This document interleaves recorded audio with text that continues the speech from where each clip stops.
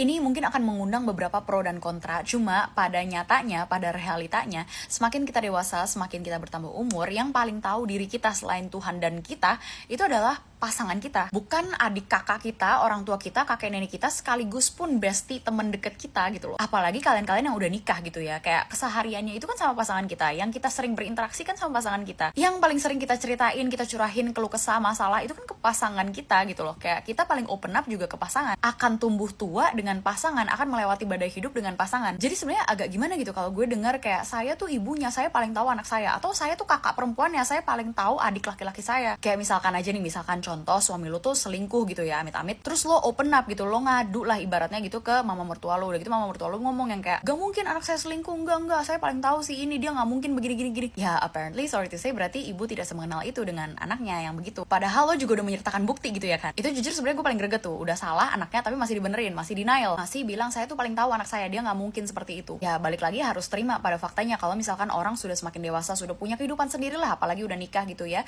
udah, pasangan dia itu adalah orang utamanya, orang yang paling mengenal, paling tahu lah busuk-busuknya, bagus-bagusnya. Sorry to say banget, udah bukan lagi yang namanya orang tua paling tahu anaknya sifatnya kayak gimana. Ya mungkin lo tahu, tapi dia yang dulu, dia yang tahun-tahun lalu. Sekarang kan dia udah banyak tinggal sendiri, dia udah lebih banyak berinteraksi dengan lingkungannya, sama pasangannya. Udah bukan lagi gue sebagai kakaknya, adiknya, gue kakek neneknya bahkan yang lebih tahu dia daripada siapapun. Kecuali lain cerita nih, ketika misalkan mereka-mereka yang masih di bangku SMA, yang masih pacaran bocah lah, yang masih di SMP, SMA, kuliah gitu ya bahkan. Ya itu udah melenceng dari topik ini, topik yang gue bahas ini yang mengenai mature adult relationship. So